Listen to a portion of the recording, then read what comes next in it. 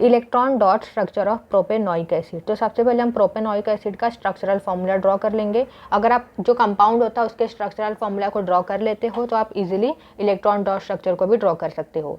तो यहाँ पर देखिए, यहाँ पर सफिक्स में लगा हुआ है ओइक एसिड। तो ओइक एसिड एक कौन सा फंक्शनल ग्रुप है? This is carboxylic acid. और कार्बोक्सिलिक एसिड को कैसे रिप्रेजेंट करते हैं? इस तरीके से, C double bond OH।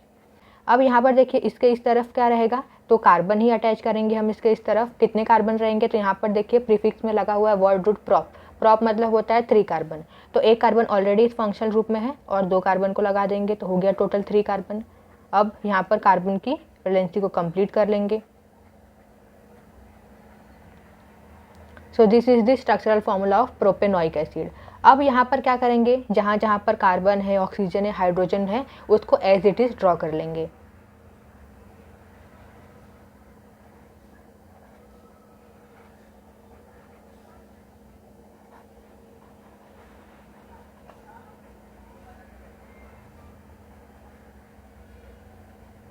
Then next, अब यहाँ पर आपको याद रखना है हाइड्रोजन का वैलेंस इलेक्ट्रॉन होता है 1, कार्बन का वैलेंस इलेक्ट्रॉन होता है 4 एंड ऑक्सीजन का वैलेंस इलेक्ट्रॉन होता है 6। तो ये जो इलेक्ट्रॉन है इन्हीं को हम क्या करेंगे? डॉट और क्रॉस से रिप्रेजेंट करेंगे। तो हाइड्रोजन का वैलेंस इलेक्ट्रॉन होता है 1, तो यहाँ पर हम क्या करेंगे? हाइड्रोजन के इलेक्ट्रॉन को क्रॉस से दिखाएंगे और कार्बन ऑक्सीजन के इलेक्ट्रॉन को डॉट से दिखाएंगे।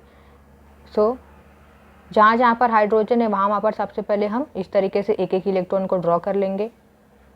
अब कार्बन का वैलेंस इलेक्ट्रॉन होता है 4, तो यहाँ पर हम 4 इलेक्ट्रॉन को ड्रॉ करेंगे। 1 2 3 4, 1 2 3 4। Then next 1 2 3 4। यहाँ पर आप नीचे इलेक्ट्रॉन को नहीं दिखाओगे कि नीचे कोई भी एलिमेंट नहीं दिया गया है, ठीक है? इसीलिए हमने 2 इलेक्ट्रॉन ऐसे दिखाए और 2 इलेक्ट्रॉन ऊपर दिखाए हैं, क्योंकि यहाँ पर ऑक्सीजन है। ऑक्सीजन का कितना होता है वैलेंस इलेक्ट्रॉन? 6।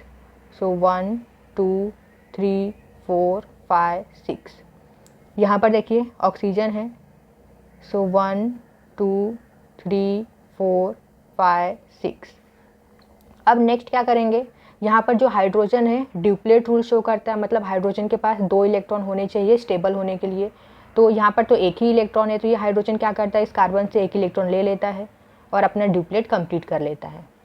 ऐसे ही सभी हाइड्रोजन इस तरीके से कार्बन से एक एक इलेक्ट्रॉन ले लेंगे और स्टेबल हो जाएंगे।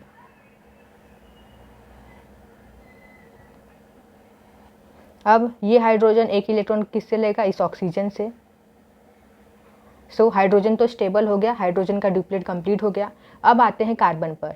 So carbon octet rule show करता है। जो कार्बन ऑक्सीजन है ये ऑक्टेट रूल शो करते हैं, मतलब इनके पास 8 इलेक्ट्रॉन होने चाहिए स्टेबल होने के लिए। तो इन कार्बन के पास यहाँ पर तो 4 ही इलेक्ट्रॉन है, तो ये कार्बन और 4 इलेक्ट्रॉन कहाँ से लेगा? तो 3 इलेक्ट्रॉन इस हाइड्रोजन से और 1 इलेक्ट्रॉन इस वाले कार्बन से।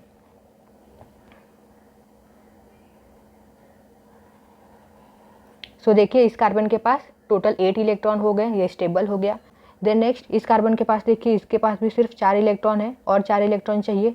सो यहाँ से इस 2 हाइड्रोजन से एक एक इलेक्ट्रॉन और ये कार्बन से और एक कार्बन से एक एक इलेक्ट्रॉन लेकर कार्बन क्या करता है? अपना ऑक्टेट कंप्लीट कर लेता है। देन इस कार्बन के पास भी 4 इलेक्ट्रॉन है। सो 2 इलेक्ट्रॉन इस ऑक्सीजन से लेता है और एक इलेक्ट्रॉन यहाँ से इस कार्बन से और एक इलेक्ट्रॉन इस ऑक्सीजन से। सो इसका भी ऑक्टेट कंप्लीट हो गया। अब आते हैं ऑक्सीजन पर। तो यहाँ पर ऑक्सीजन के पास कितने इलेक्ट्रॉन है? 6 इलेक्ट्रॉन है। इसको और कितना इलेक्ट्रॉन चाहिए? 2 इलेक्ट्रॉन चाहिए। तो इस कार्बन से 2 इलेक्ट्रॉन लेकर ऑक्सीजन अपना ऑक्टेट कंप्लीट कर लेता है। देन नेक्स्ट इस ऑक्सीजन के पास भी 6 इलेक्ट्रॉन है, इसको और 2 इलेक्ट्रॉन चाहिए। तो ये ऑक्सीजन 2 इलेक्ट्रॉन कहाँ से लेगा? एक इलेक्ट्रॉन कहाँ से लेगा? इस हाइड्रोजन से और इस कार्बन से एक इलेक्ट्रॉन लेकर अपना ऑक्टेट कंप्लीट कर लेता है। So this is the electron dot structure of propanoic acid.